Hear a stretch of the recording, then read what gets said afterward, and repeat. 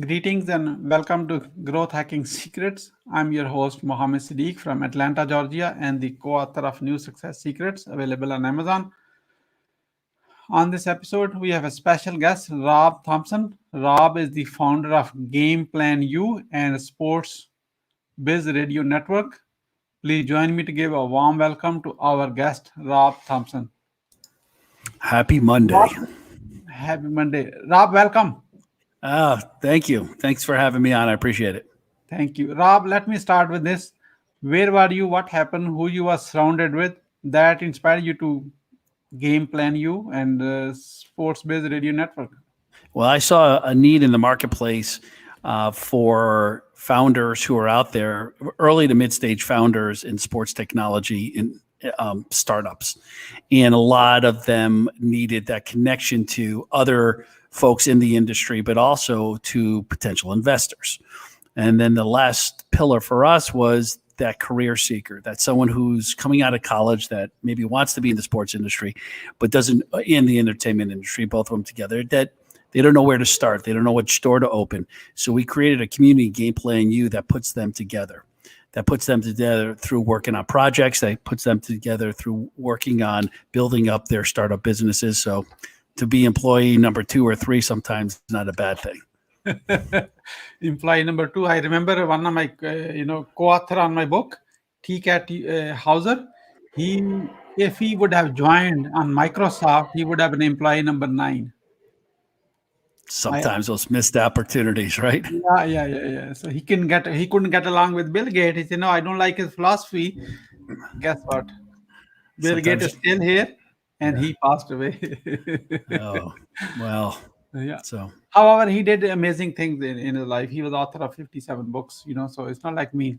Everyone's success is their own definition. So, Rob, true. Let's get back on a Game Plan U. So this is amazing. You have created kind of marketplace, very close one, the investors and the startups and the other the career seekers in this sports industry.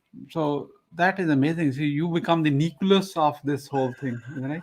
Yeah, I mean, I started dabbling in it years ago.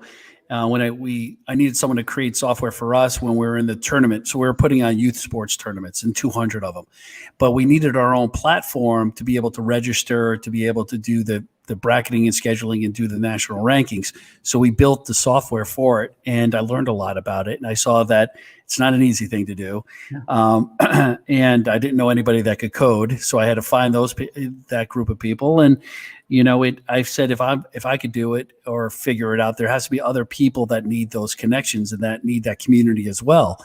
And with the programmers and the innovators, the people that code, the folks that code, and there's investors, and there's especially in early to mid stage, because that's where you get most equity. If you believe in someone, and it's not a big, output of money for that initial seed capital. It could be between $25,000 and $100,000, and for a lot of people with resources, that's nothing, and they'll take that chance all day long, especially if they're going to get a pretty good return on it. So. Yes, that's the space. Just, after I had my career with the Walt Disney Company and the National Football League, I wanted to do something different.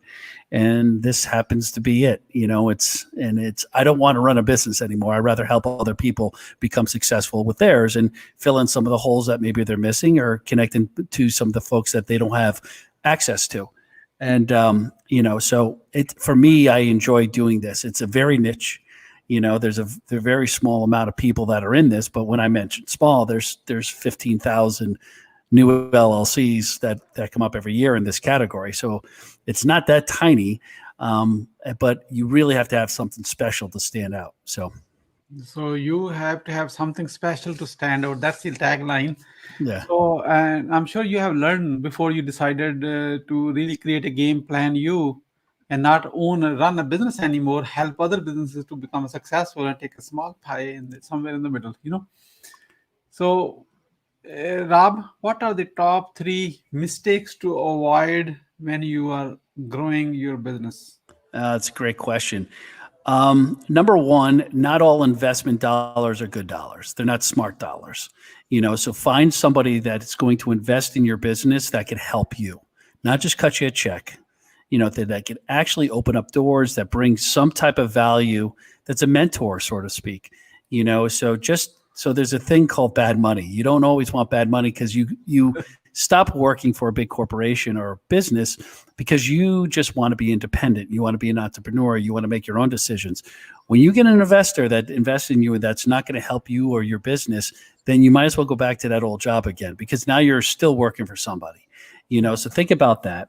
Find mentors, without a doubt. Find people that can help you. So in or out of the business and finance and legal and accounting, someone that can help you, marketing, brand development, business development.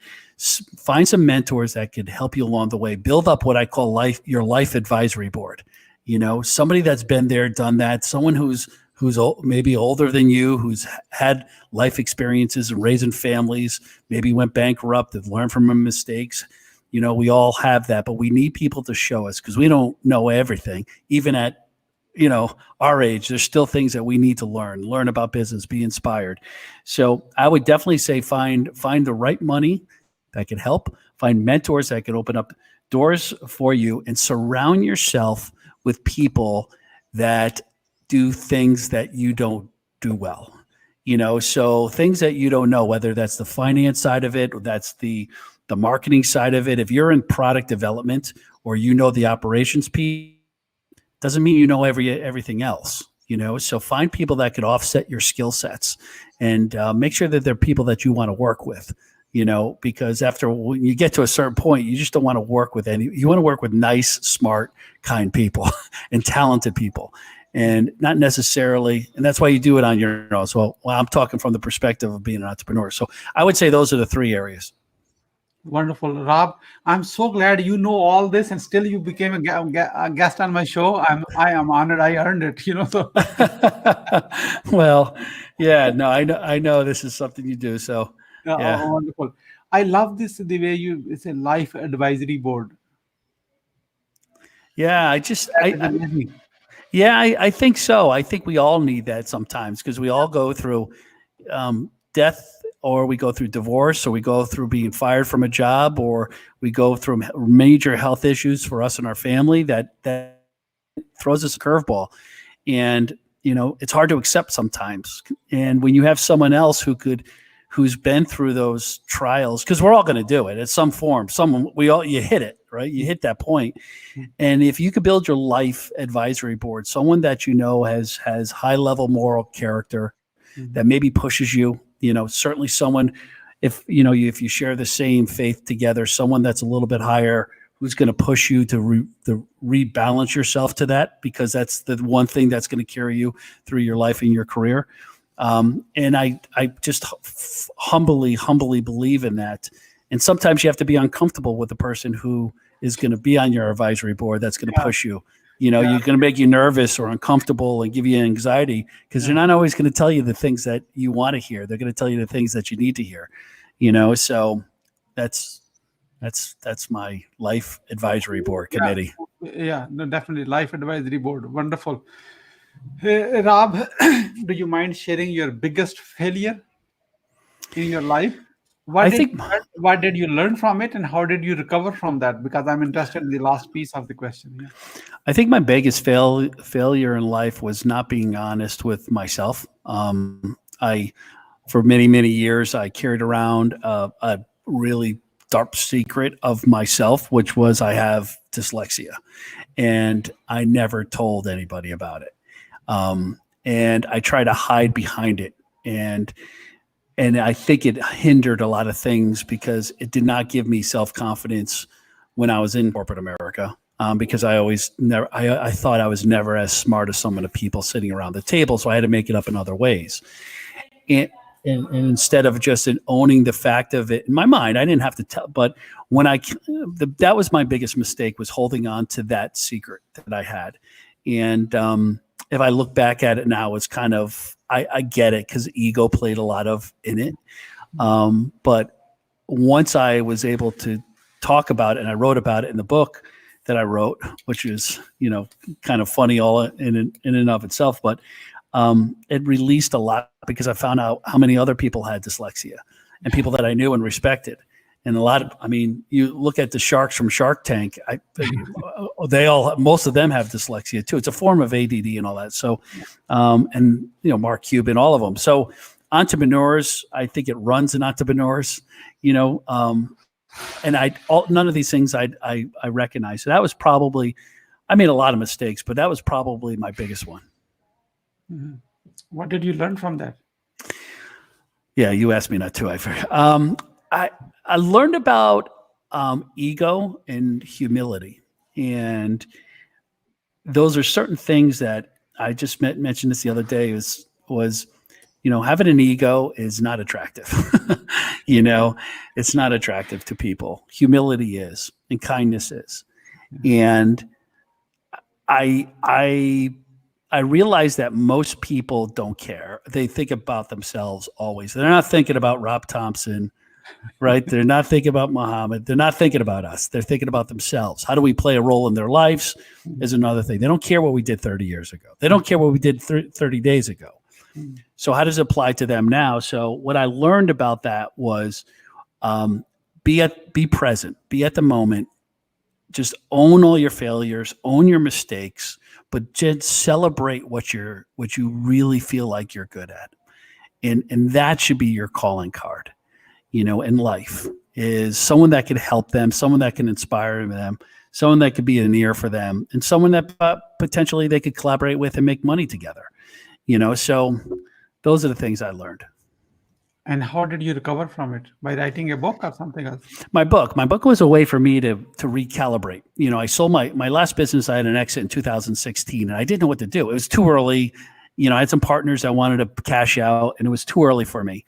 I wasn't ready, and I wasn't ready financially. I just wasn't ready to kind of start a new chapter.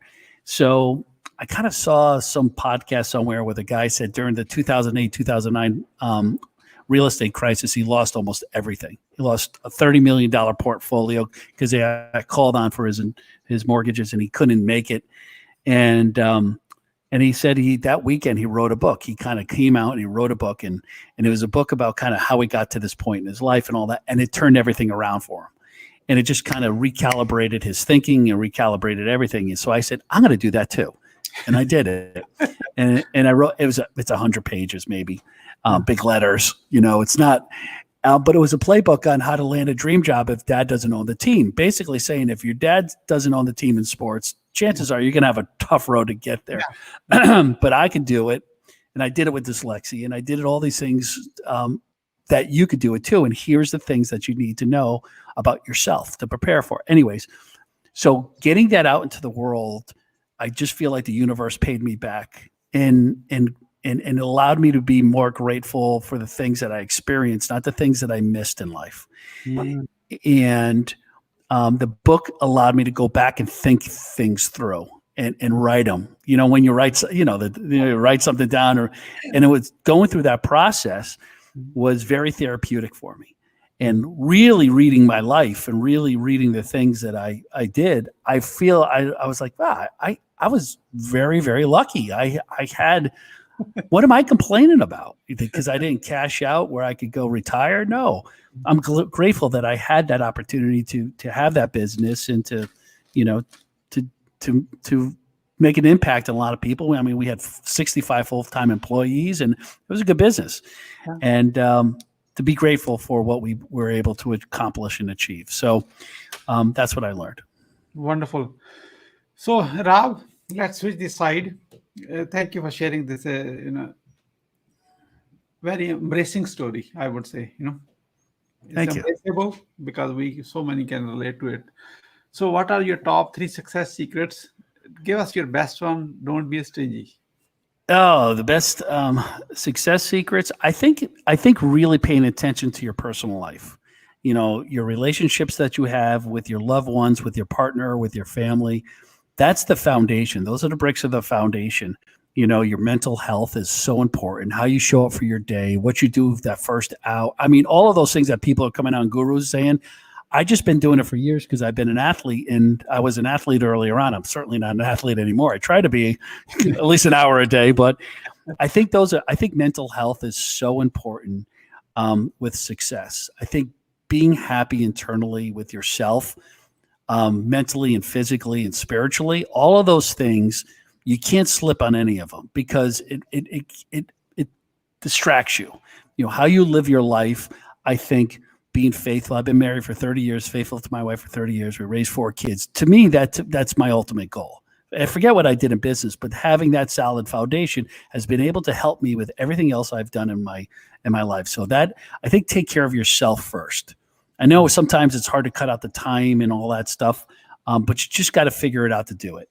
The second, like I said, the successful tools I think I found was don't wait on things. Like if you have a good idea or you want to make a phone call or gosh, I got to get back to that person, like do it at that moment. Don't write it down and wait to do it. Do it, those things at that moment, because sometimes you wait too long. Sometimes that person's not around us anymore, you know, right? True.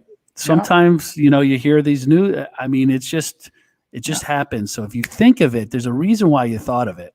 Thought of it, do it. Even if it's a simple text like, hey, we need to talk, or a simple note. So don't wait on things. The world, there is no someday. There's 7 days a week, and not one of them is named someday, right? It's today. It's right now. You know, this is the moment. This is not a dress rehearsal. We got one shot at this thing, and sometimes it's only 75 years to do it. So in most cases, you know, so do it now. Do it today. And I think the last thing is find something that besides your work, the things that you want, and you said it before, everybody has a different definition of success. Well, find what that is for you. I met a lot of high school football coaches and people. There's a lot of people that will judge others by how much money they have and their possessions, and God, they did great. Oh, they're making a ton of money every year. Then there's other people like a high school coach or a high school teacher that has made a massive impact on thousands of students. Right? Thousands of student athletes, massive impact that trickles down for the rest of their life. That, to me, there's more value in that. You know, you never try to judge a high school coach by how much money they make, because you know what they probably make, but you judge them about the quality of person that they are and how they're affecting others around them. So if you could find that piece for you, be that high school coach to somebody or a group of others, whether that's with your church, whether that's in your religion, that you're in your community, or you're volunteering to help others out, it all trickles back down. And do it sincerely. Don't do it because you think it's a cool thing to do, but do it sincerely. I would say those are the 3 things, successes in life, that have been able to guide me. Now, it took me a while to get to a lot of those, but you get there, you know. So wonderful, Rob. It's so amazing you shared. You have a very deep knowledge of connecting with the heart to people. I can tell because, you know, I have been told that I listen to every word when a guest is speaking. So I really mean it. So that's a compliment for you, Rob. Thank you. Rob, how the Growth Hacking Secrets community people are watching this now can support you? Yeah. So, I mean, the best way to reach out to me is on LinkedIn. You know, it's just Rob Thompson. I'm in Sarasota, Florida. So that's an easy way to get in touch with me. Rob Thompson Live is my handle for Twitter and Instagram. And yeah, that's, or Rob at GameplanU.org. So GameplanU.org is our website, and you could certainly reach out to me there. There's a place to kind of schedule a meeting with me as well. If you want 30 minutes of my time, happy to do it. No questions asked. There's no strings. There's nothing of that. I'm not sending you emails. So just, you know, feel free to reach out. Wonderful. Thank you so much. GameplanU.com. It's .org. That's okay. It's .org. Yeah. .org. Oh, I apologize for this. No worries. No, it's my mistake. That's why I love StreamYard, because you could make a quick edit on the go. Yes.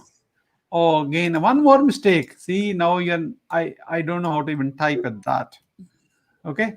It's all good. So it's GameplanU.org. I'm going to spell it for you just to make sure everybody gets it based on my accent. GAMEPLAN letter U.org. GameplanU.org. Visit that if you want 30 minutes of gracious time from my guest, Rob Thompson. And when you schedule a call with him, get ready with how you can help me to take my business to the next level. Don't waste a time on a chit chat, okay? Because he will give you the time, being kind enough. use that to improve yourself right away. He has a hell lot of experience, and I'm so honored that he is on a call and offering that one. GameplanU.org. Thank you so much. As Rob, we are about to wrap up. I like to have share, please, your today's guest experience on a growth hacking secret show. Oh, it was fantastic. You minded a lot of questions that were, I think, appropriate and relevant to the world that we live in right now. And sharing that type of information and those stories with others that could possibly inspire them, know that they're not alone out there when they're trying to growth hack their business. That effort and talent and attitude mean a lot. And all of those things combined, along with your personal stability in your personal life and being a professional, showing up with the right mindset every day, really matters. And I couldn't thank Mohammed and Growth Hackers enough for having me on. And hopefully I brought some value to your day. So thank you so much. Thank you so much. I really appreciate the kind words. Hey, Rob, what would you say as a final word? Enjoy every day, be where your feet are, and have gratitude for the things that happen to your life, and get over the things that happen bad. Yeah, thank you so much. Yeah, don't live in the past. Learn from it and enjoy your day. Rob Thompson, thank you so much for sharing your wisdom with us today on the behalf of Growth Hacking Secrets community and our entire team. We really appreciate you. This is Mohammed Siddique signing off from Atlanta, Georgia. Until the next episode, all good wishes.